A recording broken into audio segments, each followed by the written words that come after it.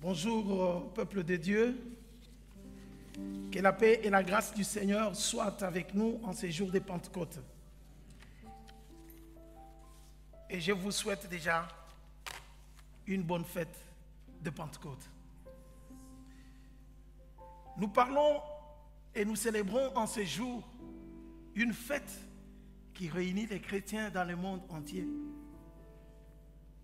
que nous appelons la Pentecôte. Ces jours merveilleux, ces jours où les choses ont changé. Ces jours qui avaient son origine dans le judaïsme avec une autre signification, au fur du temps, au fur et à mesure que le temps avançait, Dieu donnait un autre message, transformait le monde pour manifester sa gloire, le jour de Pentecôte. Si aujourd'hui nous sommes réunis pour célébrer cette fête et nous parlons de la Pentecôte, mais c'est puisque nous avons célébré aussi la fête de Pâques qui est passée il y a 50 jours. 50 jours, nous étions en ces lieux en train de célébrer la fête de Pâques qui avait une autre signification aussi dans le judaïsme et qu'au fur et à mesure, les temps avançaient comme je l'ai dit, Dieu a donné un autre message aux chrétiens. Mais en tant que chrétiens, nous devons nous poser la question, qu'est-ce qui s'est passé ce jour? Et pourquoi nous devons fêter? Qu'est-ce que cela veut dire? Je vais vous inviter à lire ensemble avec moi Actes des Apôtres, le chapitre 2. Nous allons lire à partir du premier verset jusqu'au verset 13. Actes chapitre 2, 1 à 13. Le jour de la Pentecôte, ils étaient tous ensemble dans le même lieu. Tout à coup, il vient du ciel un bruit comme celui d'un vent impétueux et il remplit toute la maison où ils étaient assis. Des langues semblables à des langues de feu leur apparurent, séparées les unes des autres et se posèrent sur chacun d'eux. Ils furent tous remplis du Saint-Esprit. Ils se mirent à parler en d'autres langues selon que l'Esprit leur donnait de s'exprimer. Or, il y avait en ce jour à Jérusalem des Juifs, hommes pieux, de toutes les nations qui sont sous les ciels. Au bruit qui eut lieu, la multitude accourut et elle fut confondue parce que chacun les entendait parler dans sa propre langue. Ils étaient tous étonnés. Ils étaient tous dans l'étonnement et la surprise. Et ils se disaient les uns aux autres, voici ces gens qui parlent. Ne sont-ils pas tous Galiléens? Et comment les entendons-nous dans notre propre langue, à chacun dans notre langue maternelle? Parthes, Médès, Élamites, ceux qui habitent la Mésopotamie, la Judée, la Cappadoce, le Pont, l'Asie, la Phrygie, la Pamphylie, l'Égypte, les territoires de la Libye voisine de Cyrène, et ceux qui sont venus de Rome, juifs et prosélytes, crétois et arabes. Comment les entendons-nous parler dans nos langues de merveille de Dieu? Ils étaient tous dans l'étonnement et ne sachant que penser, ils se disaient les uns aux autres. Que veut dire ceci? Mais d'autres se moquaient et disaient, ils sont pleins de vin doux. Amen. Je reprends le verset 12. Ils étaient tous dans l'étonnement. Et ne sachant que penser, ils se disaient les uns aux autres. Que veut dire ceci? C'est à cette question que nous allons répondre dans notre prédication. Que veut dire ceci? Que veut dire cette fête pour nous aujourd'hui? Prions le Seigneur. Dieu de toute grâce et de toute bonté, en ce jour de Pentecôte, nous voulons que tu nous enseignes par ton esprit. C'est le jour qui marque la fin des temps, les temps derniers, où tu avais promis par le prophète Joël que je répandrai de mon esprit sur toute chair. Vos fils et vos filles prophétiseront. Vos jeunes gens auront des visions. Vos vieillards auront des songes. Seigneur, en ce jour, tu l'avais déversé sur toute chair.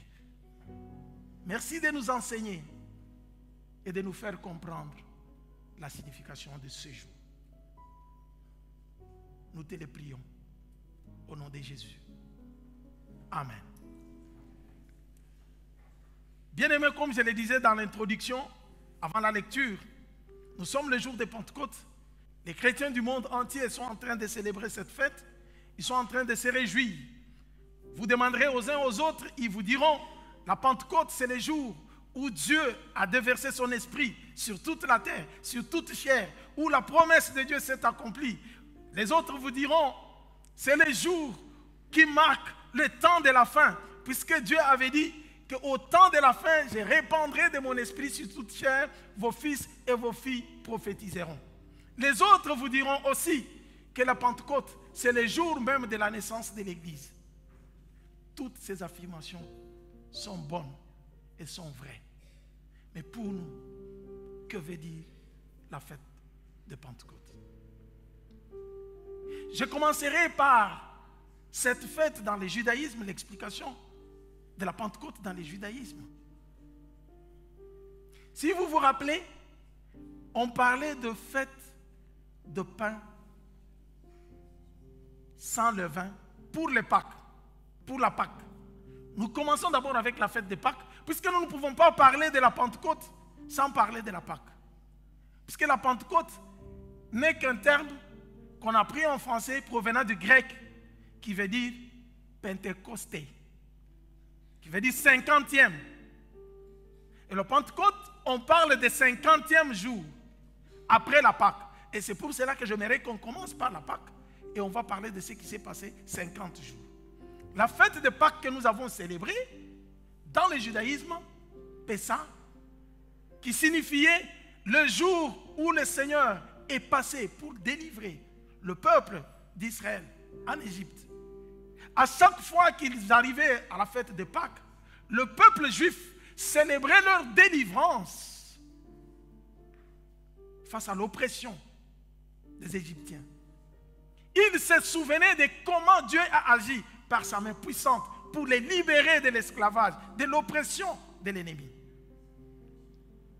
Et cette même fête coïncide pour nous les chrétiens, aux mêmes dates, à la mort et à la résurrection du Seigneur Jésus. Si vous vous rappelez, il y a 50 jours, nous avons parlé que pour nous chrétiens, la fête de Pâques signifie le jour où Christ a vaincu la mort. C'est le jour même où nous avons chanté la victoire sur le péché, sur la mort. C'est le jour où nous avons eu le courage, Paul pouvait le dire, poser la question à la mort. Mort, où est ton aiguillon? Car Christ t'a vaincu. Et c'est le jour où nous avons fêté notre victoire, puisque nous avons reçu la capacité, le pouvoir de vivre au-dessus du péché, de vaincre le péché. Puisque Christ est mort, il est ressuscité et il est assis à la droite de Dieu le Père. Et c'est ce que nous avons célébré il y a 50 jours. Nous nous rappelons de la mort du Seigneur Jésus-Christ et de sa résurrection. Mais pendant ce temps, après sa résurrection, quand il est monté au ciel, il fallait maintenant compter 50 jours pour une autre fête que nous parlons aujourd'hui, la fête de Pentecôte. Cette fête, dans l'origine juive, c'était la fête où il devrait maintenant célébrer le pain mélangé. Non seulement le pain sans levain, il devrait prendre aussi le pain avec le vin. C'est une fête où il devrait mélanger le pain avec le vin et le pain sans levain, pour montrer le mélange, le brassage. Mais qu'est-ce qu'il fêtait en réalité? La Pentecôte pour les Juifs, il s'est rappelé que 50 jours après la fête, leur délivrance, Moïse est allé sur le mont Sinaï, il a rencontré Dieu, et c'est le jour où Dieu a fait l'alliance avec le peuple juif. C'est le jour où Dieu a remis les tablettes des commandements, les décalogues à Moïse. Quand les Juifs célèbrent la fête de Pentecôte, ils célèbrent l'alliance de Dieu avec eux. Et ils parlent même que c'est le début et c'est le commencement du judaïsme. Puisque c'est le moment où Dieu a fait l'alliance avec le peuple juif, où il a remis à Moïse la loi pour que cette loi puisse conduire son peuple. Oui, si dans le judaïsme, il célèbre l'alliance de Dieu avec ce peuple.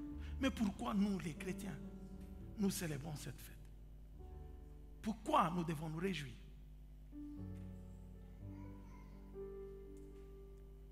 Regardez comment Luc nous présente cette histoire. En Actes chapitre 2. Il nous montre que Jésus est ressuscité. Le groupe de ses disciples et ceux qui étaient avec lui s'étaient réunis dans la chambre haute, enfermés, en train de prier. Et de l'autre côté, il nous présente que les Juifs de la diaspora et tous les Juifs qui étaient à Jérusalem avaient quitté leur pays. Ils allaient tous à Jérusalem pour célébrer cette fête, pour fêter la naissance du judaïsme, le jour où Dieu a fait l'alliance avec eux. Pendant que les Juifs sont allés à Jérusalem pour célébrer la fête, parce qu'à chaque fête, ils devraient monter à Jérusalem, ils sont allés en se rappelant des jours de l'heure, le jour des jours de leur alliance avec Dieu, du jour où Dieu les a choisis, du jour où Dieu les a appelés, du jour où le judaïsme était né.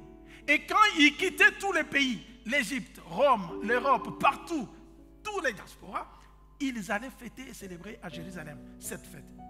Et c'était à un moment où ceux qui venaient de l'Égypte pouvaient parler leur langue, ceux qui venaient de Rome pouvaient parler leur langue, ceux qui venaient de la Grèce pouvaient parler les Grecs, mais ils sont tous juifs, ils parlent des langues différentes, ils sont réunis à Jérusalem. Je ne sais pas s'ils s'entendaient ou s'ils ne s'entendaient pas.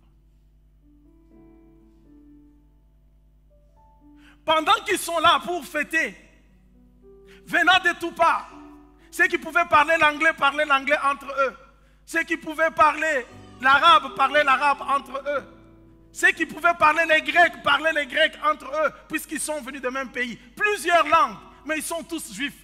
Ils sont unis pour célébrer leur fête à Jérusalem. J'aimerais qu'on fasse la marche ensemble, comment Luc nous décrit l'événement. Commençons par le premier verset. On trouve, Luc nous présente que les disciples étaient tous ensemble, au même endroit. Et qui étaient ces disciples? Tous étaient galiléens. Tous, ils parlaient la même langue. Et ils se sont enfermés dans la chambre haute. Là, nous sommes à 7 semaines après la montée de Jésus. 7 semaines seulement. Et parmi ces disciples qui étaient tous galiléens, il y avait ceux qui avaient encore peur. Ceux qui n'étaient pas encore délivrés des traumatismes de ce qu'ils avaient vu de Jésus.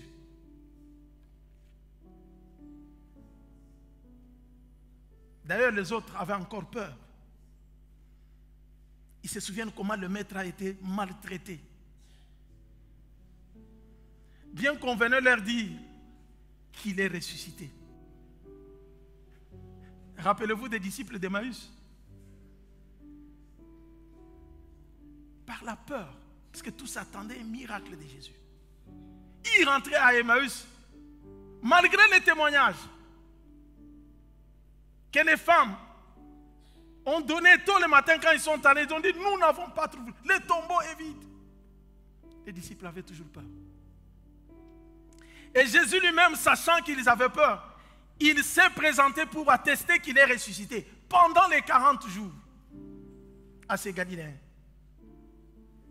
Mais il y avait toujours les autres qui étaient encore dans la peur. Qui disaient, si on a fait ça à notre maître, mais qu'est-ce qu'on fera de nous?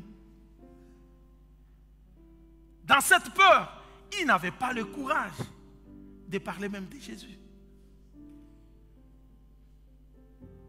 7 semaines seulement après l'événement de Jésus.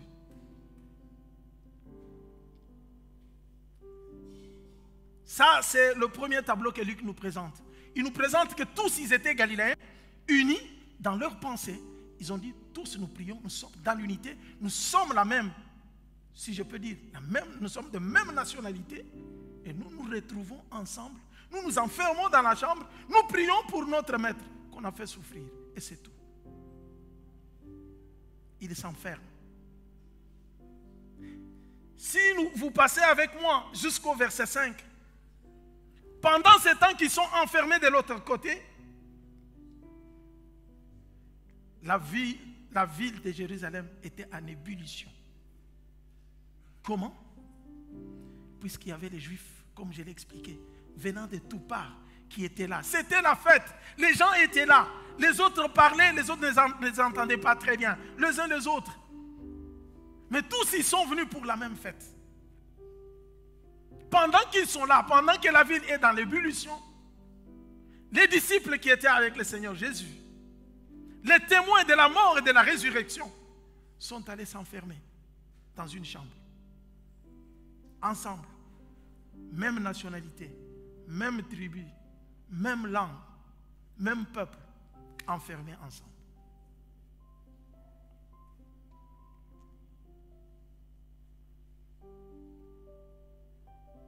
Dieu regarde cela.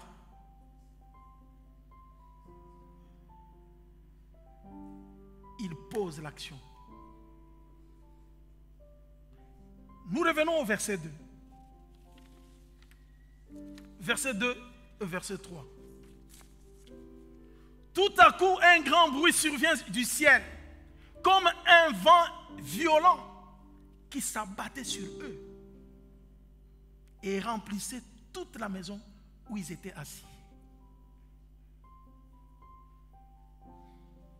Au même moment, le verset 3, ils virent apparaître sur eux des flammes de feu qui se divisaient et se séparaient sur chacun d'entre eux.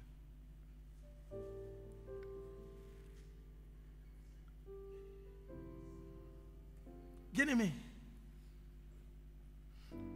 réfléchissons juste un peu sur cet événement, sur ces deux versets. Les gens qui étaient unis, qui parlaient la même langue, qui étaient ensemble, enfermés dans une chambre, d'un coup, ils sentent qu'il y a un vent violent qui souffle, qui s'abat sur eux, dans la maison.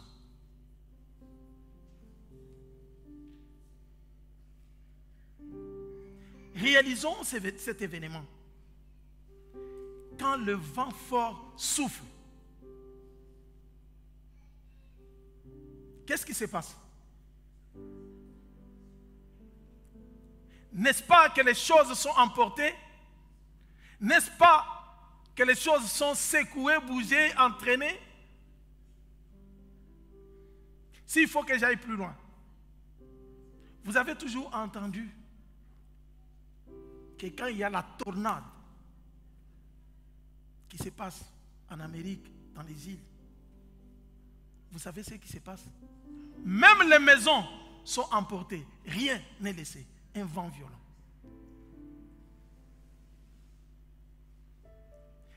Et c'est ce vent qui fait du bruit dans toute la ville, qui s'abat juste sur ce peuple uni, soudé ensemble, qui était dans l'uniformité.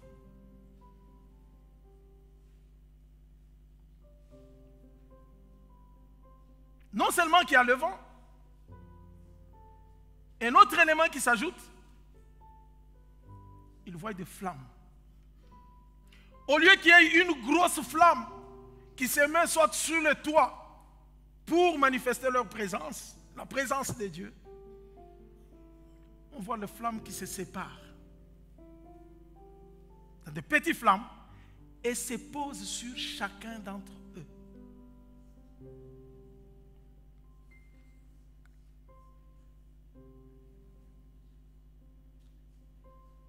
Il n'y avait pas une seule flamme. La Bible nous dit des flammes de feu se séparèrent et se posaient sur les têtes de ses disciples. Bien qu'ils étaient unis, quand les flammes de feu arrivent, il y a la séparation sur chacun. Troisième élément qui arrive, ils commencent à parler. Tous les Galiléens, tous ensemble, regardez ce qui se passe. Unis, même pensée, en prière. Chacun regarde son voisin.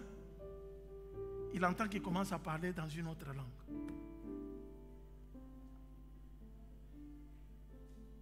Celui-ci parle en arabe, l'autre parle en grec, l'autre parle tel. Tous. L'unité est éparpillée. Il y a une séparation totale.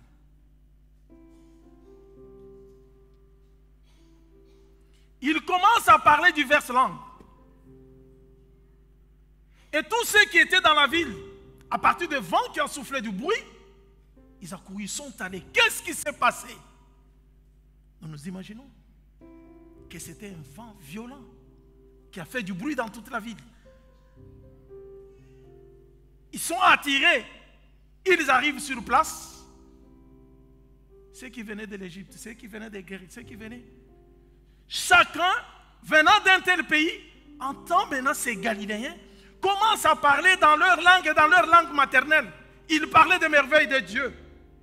Ils les entendaient très bien. Je m'imagine que les deux qui étaient venus du Gabon, qui se tenaient entre leurs mains, ils entendent. Au Gabon, vous parlez quelle langue en commun? Français. Je vais aller dans un autre pays.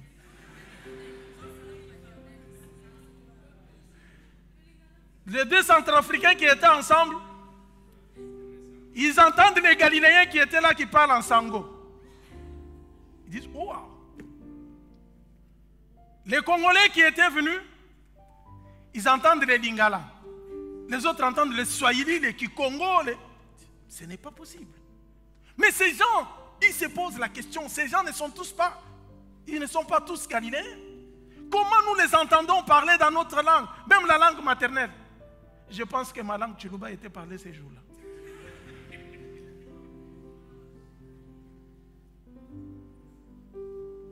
Tout le monde est étonné de ce qui arrive. Ils se posent tous la question. Qu'est-ce qui se passe?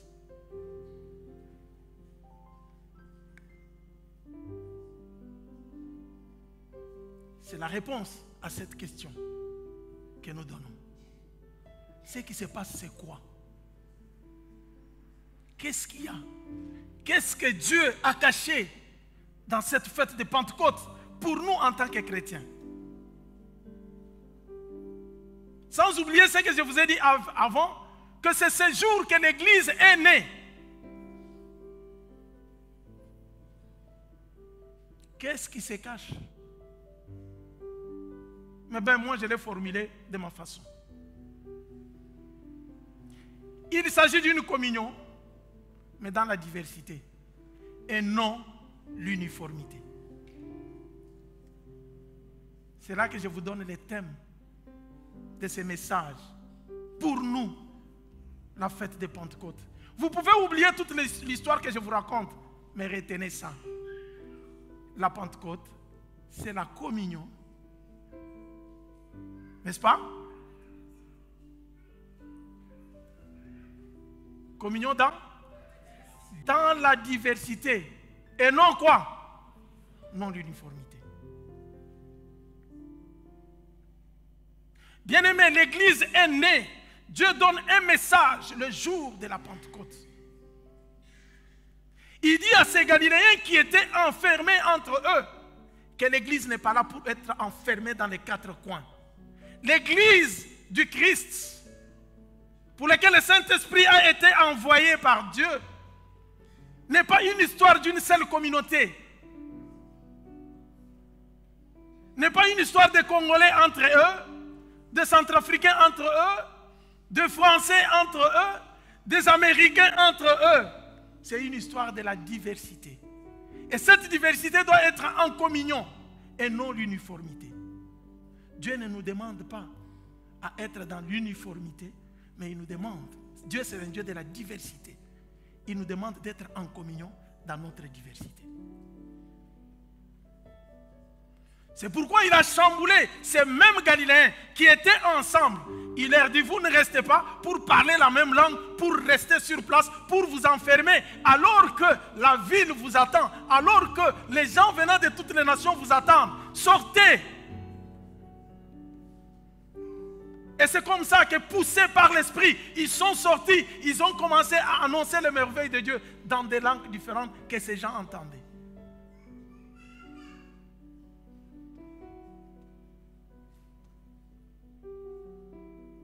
Bien-aimés, l'Église n'est pas un groupement ou un groupuscule de mêmes personnes venant du même pays, restant ensemble, parlant la même langue. Si nous tombons dans ces pièges, nous devons faire attention. Nous devons nous poser la question, il s'agit de l'Église ou il s'agit d'autre chose? Si ça devient votre confrérie, ou si ça devient votre mutualité des Camerounais entre eux, ou des Ivoiriens entre eux, ce n'est plus l'Église du Christ. En ce jour, le Saint-Esprit est venu pour nous pousser à nous ouvrir, à aller parler une autre langue, à aller vers une autre civilisation, à aller vers une autre culture.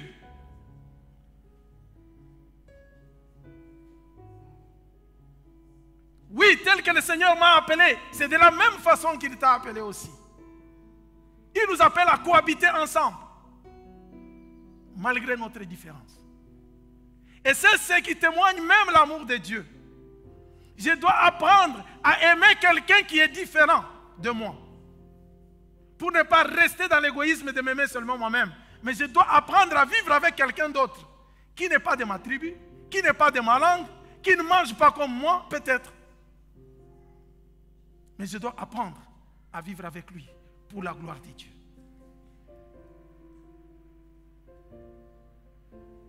L'église n'est pas un lieu, ceux qui n'ont pas encore compris le langage de la Pentecôte, ils arrivent à l'église en train de regarder l'autre. Comment lui il fait comme ça? Il vient d'où? Pourquoi vous pensez que tout le monde doit faire de la même façon que vous? En ce jour de Pentecôte, nous devons comprendre que Dieu nous appelle à connaître d'autres civilisations, à comprendre d'autres personnes, à cohabiter avec eux pour témoigner la gloire de Dieu. Je me rappelle qu'il y avait un conflit dans cette paroisse. J'avais ri ce jour-là.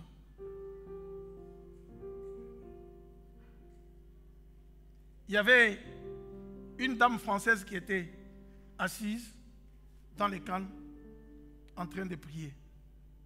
Pour elle, Dieu l'écoute dans les calmes total. Il y avait un jeune Ivoirien assis à côté d'elle. Pendant qu'il priait, le jeune Ivoirien en train de prier. Il ne faisait que parler. La dame a regardé le jeune Ivoirien. Est-ce que tu peux te taire?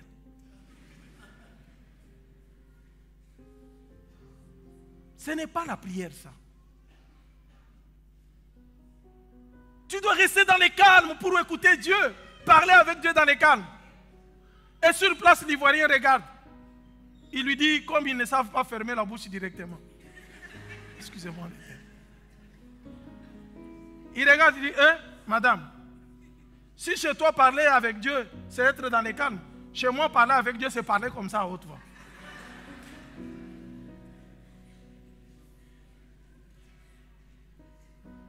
Ça, c'est du vécu dans notre paroisse ici, assis tel que nous sommes assis.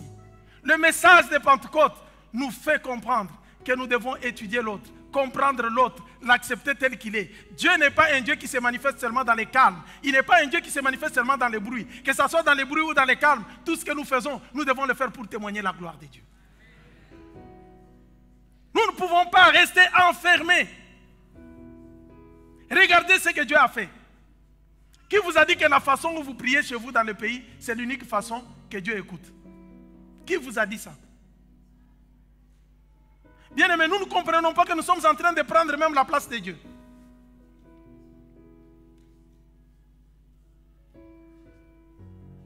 J'ai déjà jugé que la prière des autres ne peut pas être exaucée puisqu'ils sont dans l'erreur. Qui exauce la prière? C'est Dieu ou c'est ta façon de faire? Peut-on enfermer Dieu dans une seule culture? Peut-on enfermer Dieu dans une seule langue? Peut-on enfermer Dieu dans nos habitudes? Dieu est plus grand que tout cela. Le message de Pentecôte nous enseigne que l'Église est appelée à s'ouvrir vers les autres, vers d'autres cultures, pour témoigner la gloire de Dieu. En ce jour, nous ne pouvons pas rester enfermés seulement dans les quatre murs. Nous nous réunissons pour célébrer le Seigneur, pour glorifier le Seigneur. Mais nous devons sortir pour témoigner le Seigneur. Nous devons aller vers les autres qui ne sont pas nous, afin d'annoncer le témoignage du Christ. Qu'est-ce que ça veut dire cette fête? C'est la communion dans la diversité et non l'uniformité. Que le Seigneur bénisse sa parole.